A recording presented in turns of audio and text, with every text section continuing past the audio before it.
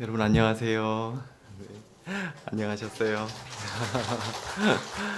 어, 여러분들께서 보내주신 또 귀한 헌금과 또 기도 후원으로 잘 살고 있고 또 잘 사역하고 있어요. 그래서 또 정말 감사드리고 선교 보고 먼저 드린 다음에 말씀을 좀 나눌까 합니다. 네, 슬라이드 보여주십시오. 목마른 땅 이야기. 제가 몇 번 소개해서 이미 알고 계신 분들이 많을 거예요. 저는 케냐에서 사역을 하고 있는데 케냐는 기독교율이 높은 나라예요. 교회의 영향력도 꽤 크고 그런데 그 중에 이제 소말리아 국경 쪽에 한 수백만 명의 사람들이 여전히 이슬람을 아주 강하게 믿고 있는 유목민들이 있어요. 그래서 거기 그 비가 잘 오지 않는 건조기후 광야에서 이제 우물을 파면서 또 가난한 무슬림 학생들 학교 보내고 신방하면서 복음을 전하는 이제 사역을 하고 있습니다. 다음 슬라이드요. 네, 한번 동영상 갖고 와봤는데요. 보여드릴게요. 한번 눌러주세요.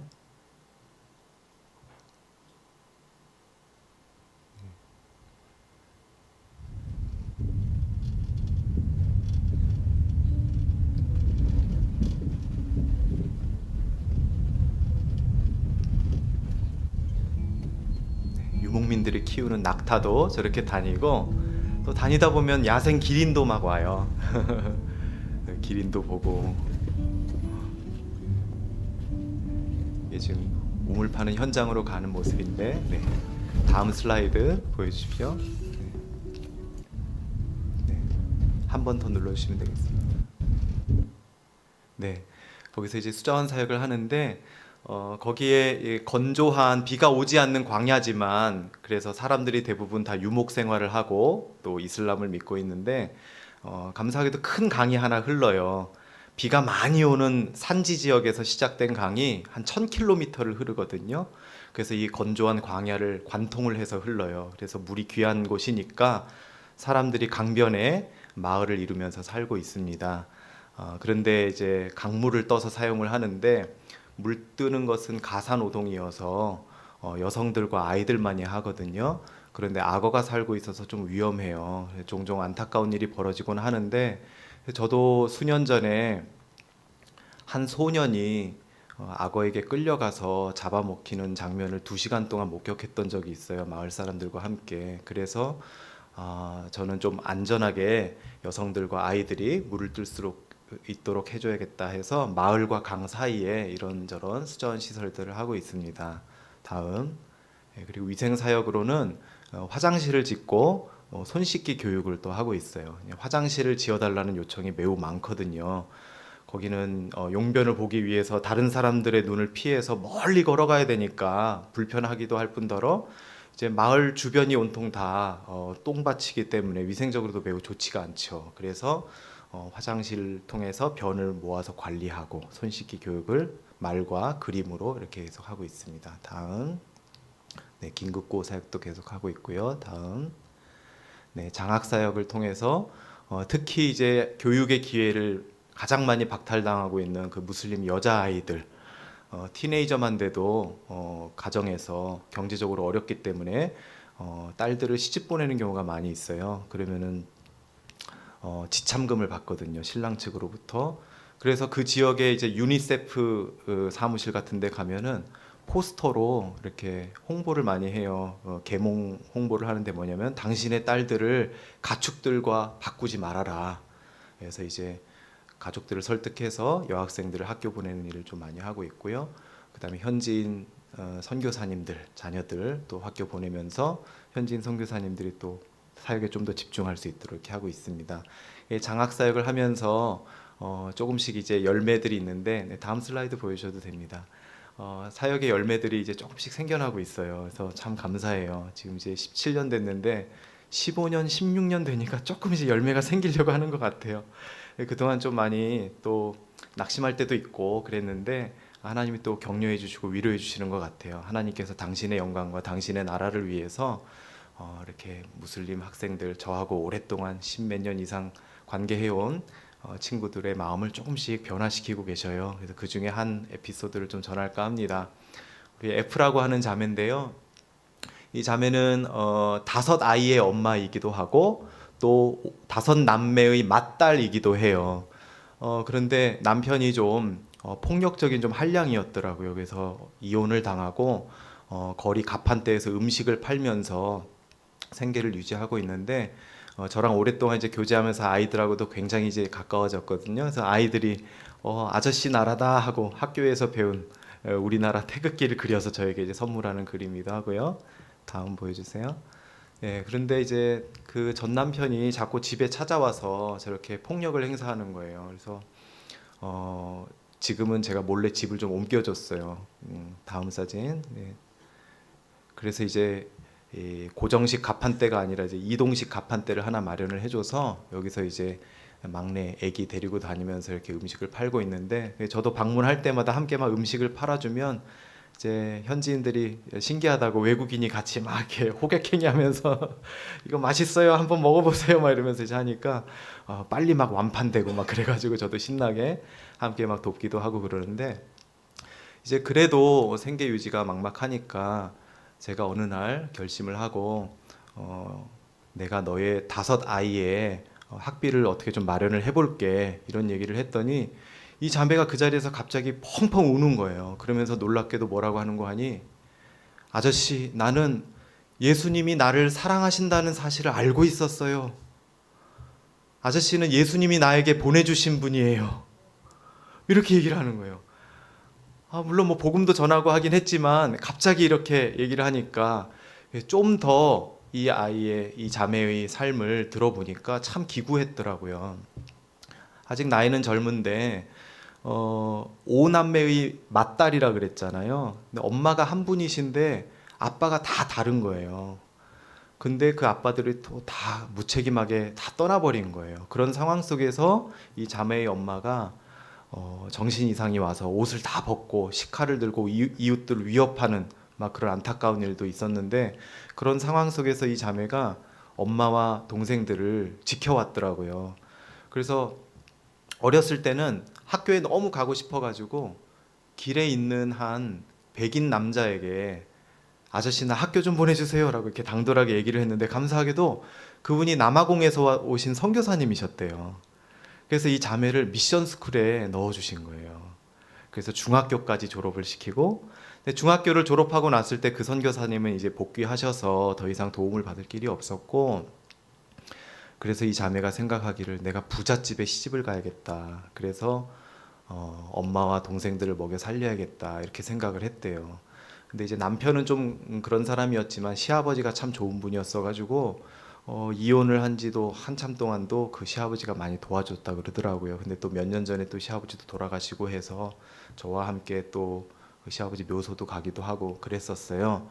그랬는데 여하튼 그런 상황 속에서 이제 저와 만나고 또 예수님에 대한 이야기도 듣고 이렇게 하면서 정말 곤궁에 처해 있을 때에 크리스찬 아저씨가 외국인 아저씨가 그것도 자기를 돕겠다고 하니까 어렸을 때부터 미션 스쿨에서 들었던 예수님이 널 사랑하셔 하는 그 이야기가 자기 마음속에 늘 한 구석에 있었는데 그게 이제 믿어진다는 거죠. 그래서 자기 입으로 막 고백을 하기 시작한 거예요. 펑펑 울면서 그때 얼마나 감격적인 순간이었는지 아주 생생하게 기억을 하는데요. 그래서 막 같이 복음성가 찬송 막 부르고 어렸을 때 배웠던 걸 막 부르기 시작하는 거예요. 이래서 주일학교가 되게 중요해요, 여러분. 그래서 그 이후로 계속 더 깊은 수준의 말씀으로 대화를 나누고 있는데 다음 보여주세요.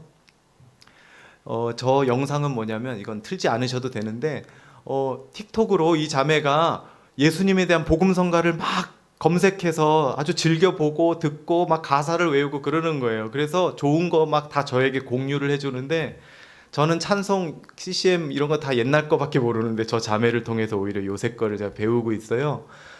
그렇게 예수님이 너무 좋대요. 예수님이 너무너무 좋다고 그러는데 근데 여러분들 그 이슬람에도요 우리 기독교하고 좀 유사한 공통점이 되게 많아요.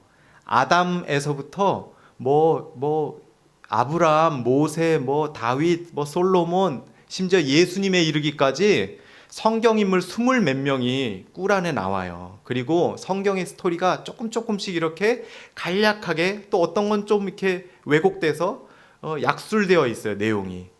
그리고 심지어는 예수님에 대해서 꾸란이 뭐라고 얘기하고 있냐면 예수는 알라의 말씀이다, 알라의 영이다, 그리고 이사 알마시흐, 지서스 더 메사이아, 예수 그리스도라고까지도 꾸란에 써 있어요.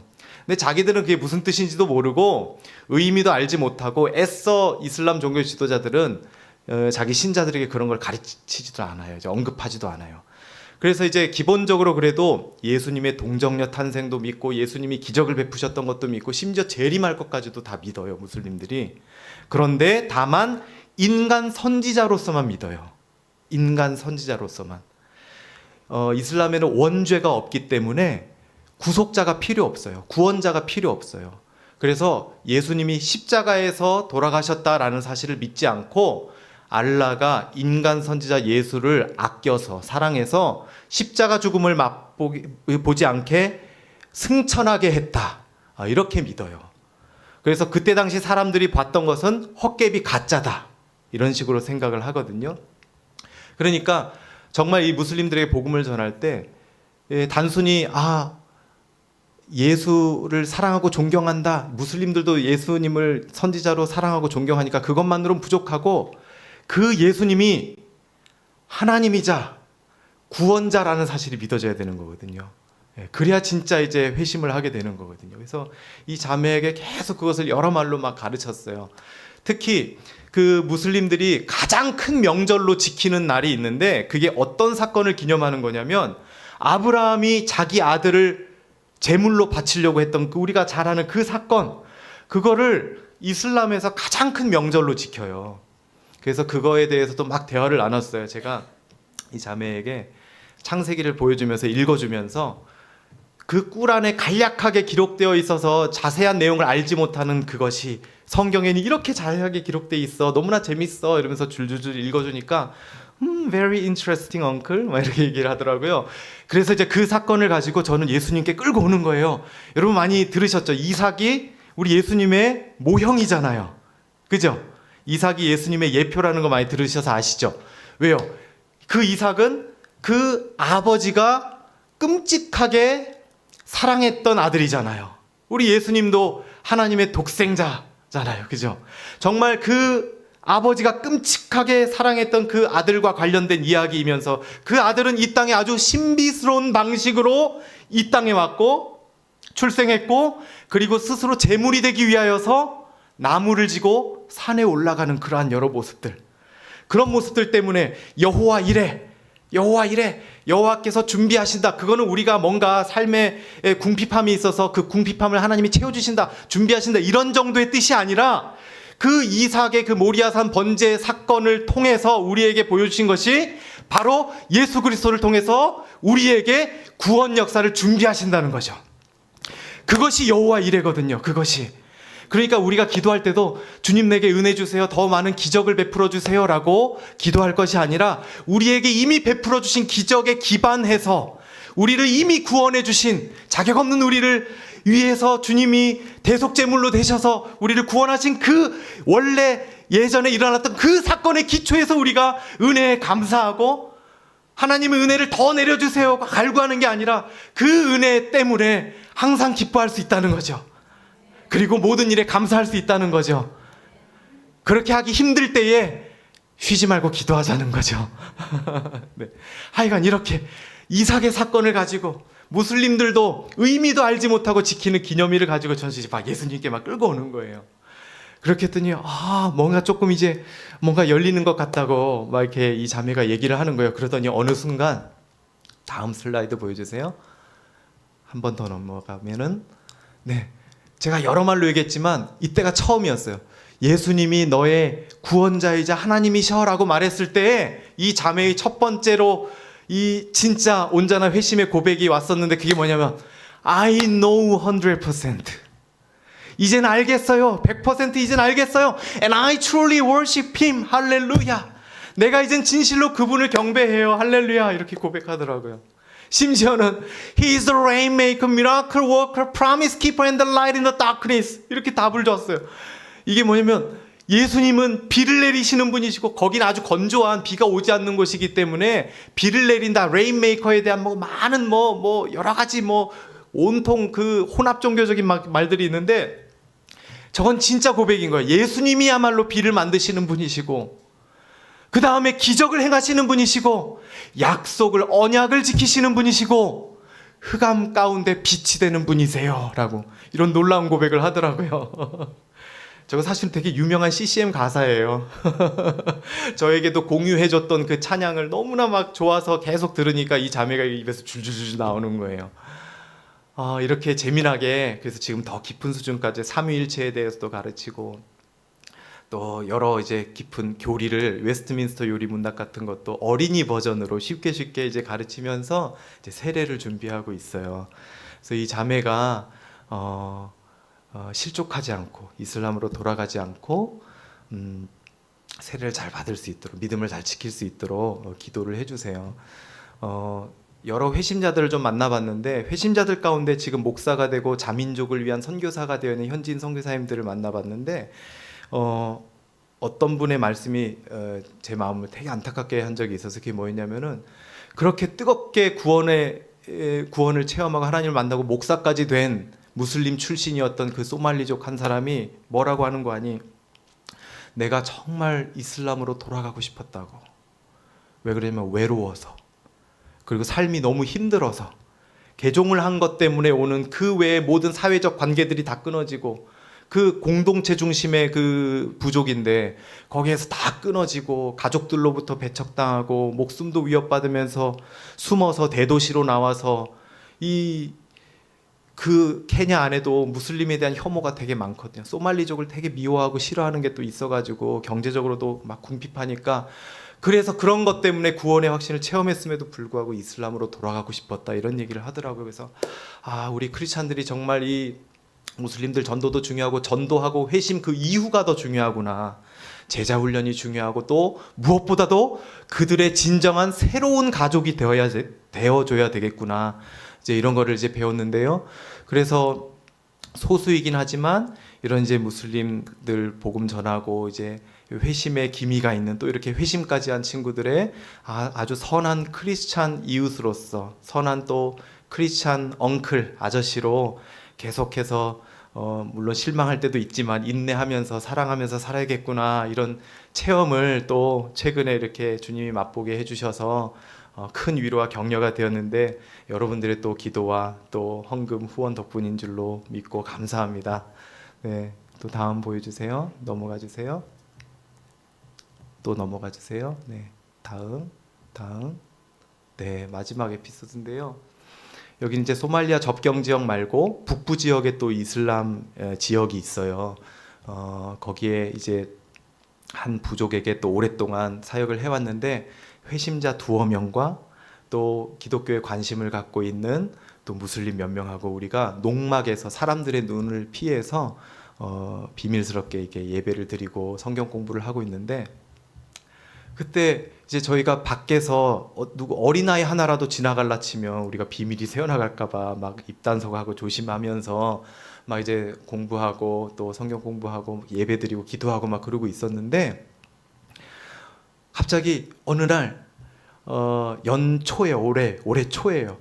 우리 그 성도들이 이제는 우리가 두려워하지 말고 마을에 돌아가서, 이 농막 매우 좁고 우리 이제 더 이상 모이기도 힘드니까, 새로운 사람이 들어와도 장소가 협소하니까 우리 그냥 마을에 돌아가서 우리 집에서 예배드리자고, 이렇게 제안을 하는 거예요.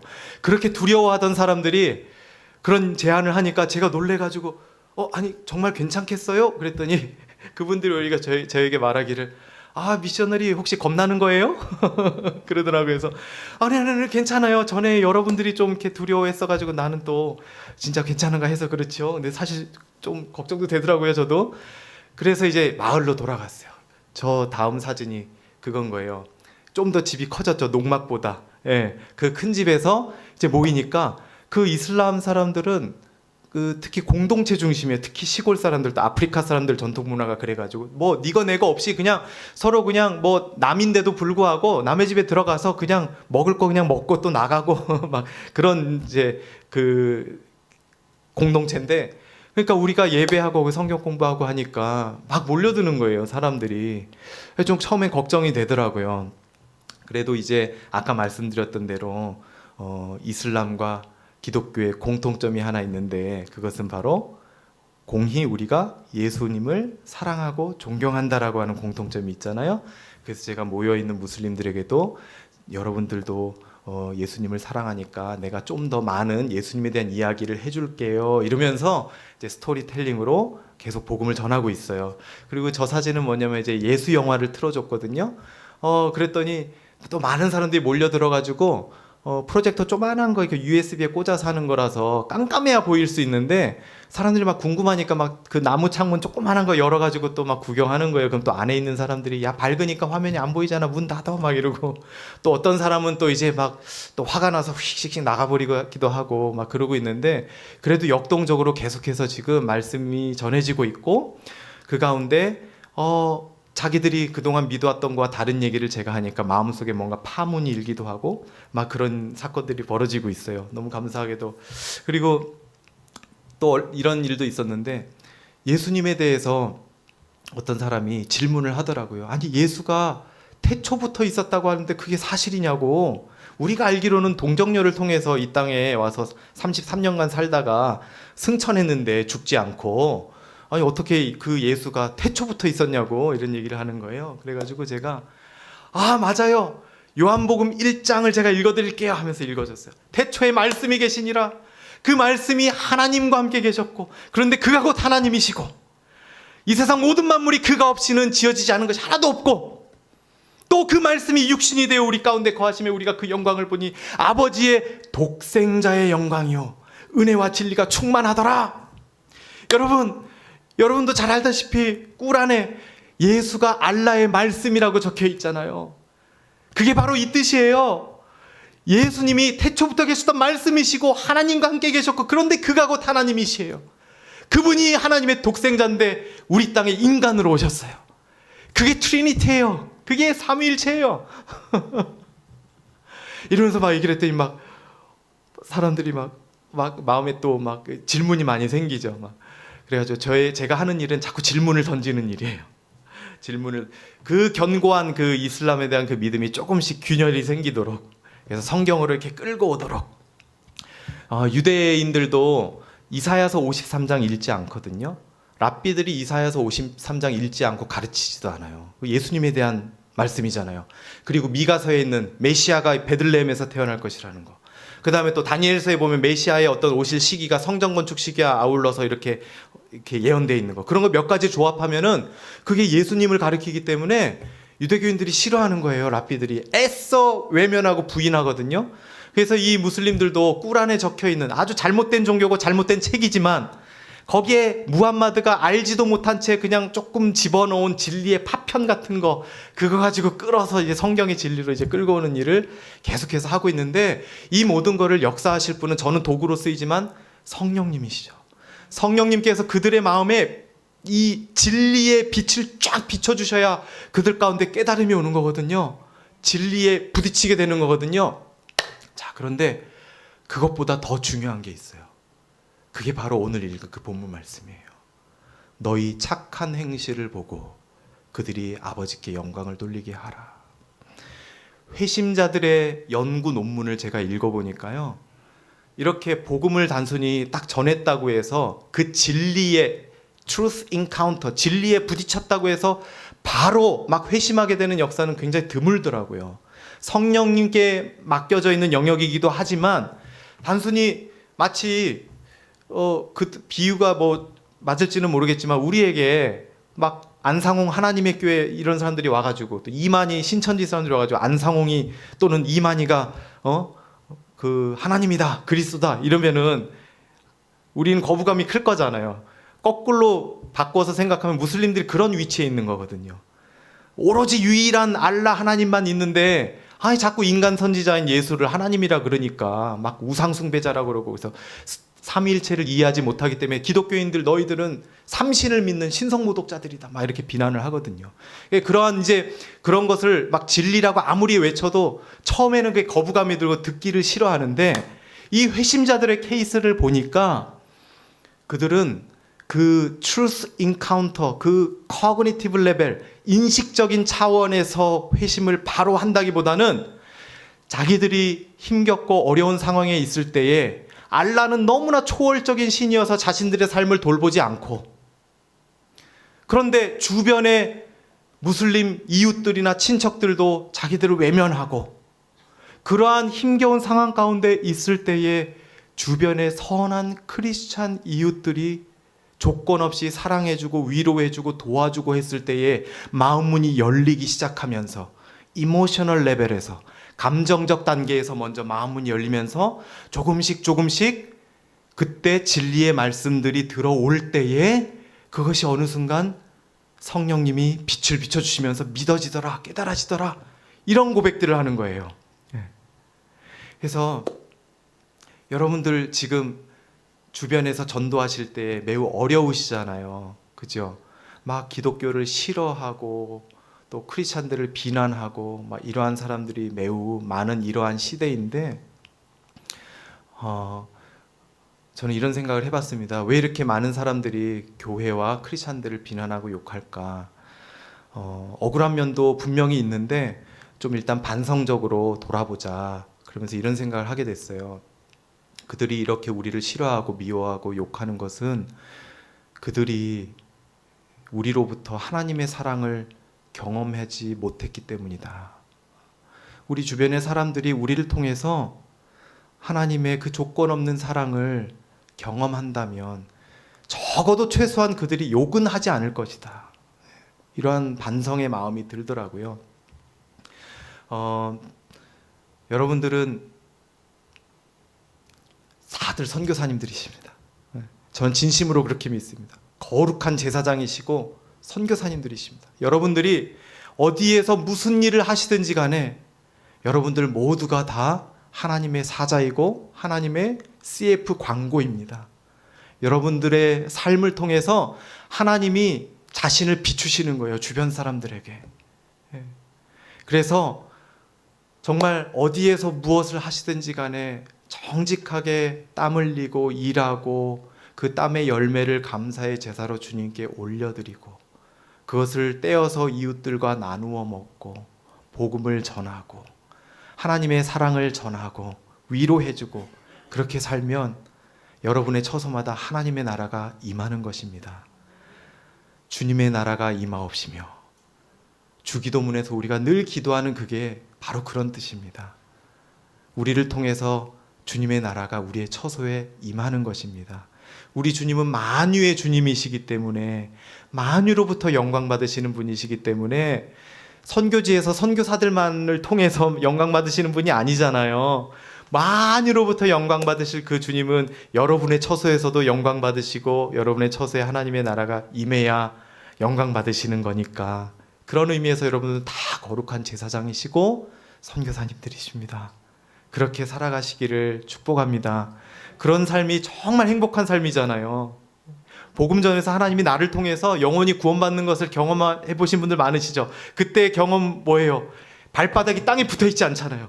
그게 너무 기뻐서 제가 대학생 때 그런 경험을 하다가 선교사 헌신을 했거든요. 제가 처음에는 과학자가 꿈이었어요. 막 유학 준비도 하고 막 그랬는데 은혜를 크게 받아가지고 선교사 헌신을 한 거예요. 아까 이제 박유한 목사님이 어떻게 선교사가 될 마음을 가졌냐라고 물어보셨는데 그때 생각이 떠오르더라고요. 그래서 막 병원에서도 전도하고 캠퍼스에서 전도하고, 크리스찬 교수님이 있으면은 그냥 찾아가가지고 교수님 캠퍼스에서 과내에서 성경 공부 제자 훈련했으면 좋겠어요. 막 이제 당돌하게 대학생이 막 찾아와서 막 이제 그러기도 하고, 그러니까 너무 기쁜 거예요. 그러다가 이제 선교사 헌신을 하게 됐는데 재미난 에피소드가 있어요. 대학교 4학년 때 5월 달에 제 여자친구를 쿡쿡 찔러가지고 우리 같이 헌신하자 이래서 헌신을 했는데 12월 달 성탄절이 되니까 여자친구가 헤어지자 그러더라고요. 왜 그런가 했더니 자기는 선교사가 되기 싫대요. 그래서 그동안 저 때문에 비자발적으로 헌신을 해서 너무 힘들었었는데 자기가 더 이상 못 참겠다는 거예요. 근데 그때 마침 예언하신다는, 예언의 은사가 탁월하시다는 목사님이 계셨고, 저희 이모가 막 빨리 기도받으러 가보라 그래가지고 거기를 가서 기도를 받았는데, 제 전공을 물어보시더니 제가 지질학과였거든요. 그래서 제가 실은 선교사 헌신한 이후에 그러면 나는 지하수를 더 대학원에서 공부해가지고 우물 선교를 해야겠다 이렇게 딱 결심을 하고 있었던 그런 상황이었는데, 그분이 지질학과 딱 기도하시더니 하시는 말씀이 자네는 그 아르헨티나 같은 남미에서 보석 사업을 할 걸세 그러시는 거예요. 그러니까 제가 어린 마음에 하나님의 뜻이 선교사가 아니었나? 그것이었나? 제가 막 어린 마음에 헷갈리는 거예요. 여자친구한테 얘기했더니 그러면 안 헤어지겠대요. 그러니까 막 더 힘든 거예요. 그러다 이제 결국은 헤어지고 이제 선교사의 길이 됐는데, 놀라운 것은 그 여자친구도 나중에 하나님이 또 자기가 비자발적이었지만 저하고 함께 본인이 헌신했던 것을 깨닫게 하시고 회개케 하시고 지금 저보다 더 먼저 이슬람권 선교사로 나가게 됐거든요. 그래서 어쨌거나 제가 들었던 생각이 뭐냐면 이렇게 선택의 기로에 있을 때에 내가 어떤 일을 하는 것이 하나님의 뜻일까 분별하려고 기도를 참 많이 그때도 하고 막 눈물로 막 헤어지면서 막 그랬었는데 이런 생각이 이제는 들었어요. 내가 이것을 하든지 저것을 하든지 다 상관없다. 내가 이것을 하는 것만이 꼭 하나님의 뜻이고 저것을 하는 것만이 꼭 하나님의 뜻이 아니라, 내가 선교사를 하는 것만이 꼭 하나님의 뜻이 아니고 내가 보석 사업을 하는 것도 하나님의 뜻이다. 지금은 그런 생각이 들어요. 내가 무엇을 하느냐가 중요한 것이 아니라 내가 어떠한 마음으로 그 일을 하는가가 더 중요하다. 그게 하나님의 뜻이다. 그게 하나님의 뜻이다. 항상 기뻐하라, 쉬지 말고 기도하라, 범사에 감사하라. 이는 그리스도 예수 안에서 너희를 향하신 하나님의 뜻이니라. 아까 우리 함께 드렸던 찬양처럼 보세요, 주님 나의 마음을 봐주세요. 나의 마음에 선한 것이 하나도 없어요. 주님 마음을 내게 주세요. 나를 향하신 주님의 뜻이 이루어지게 해주세요. 나에게 주님의 사랑을 가르쳐 주세요. 내가 주님의 마음으로 용서하게 해주세요. 그것이 바로 주님의 뜻이에요. 너희가 무엇을 하든지 하나님 사랑하고 이웃 사랑하는 사람이 되어라. 그것이 우리를 향하신 하나님의 가장 큰 명시된 하나님의 뜻입니다. 우리 모두 함께 그렇게 처소에서 선교사로서 하나님의 뜻을 살아내며 하나님의 마음을 시원하게 해드리며, 우리도 가난한 마음으로 이 땅에서 천국 누리며 살고 영원히 하나님의 나라에 행복하게 거하는 하나님의 백성들 되시기를 축복합니다. 기도하겠습니다.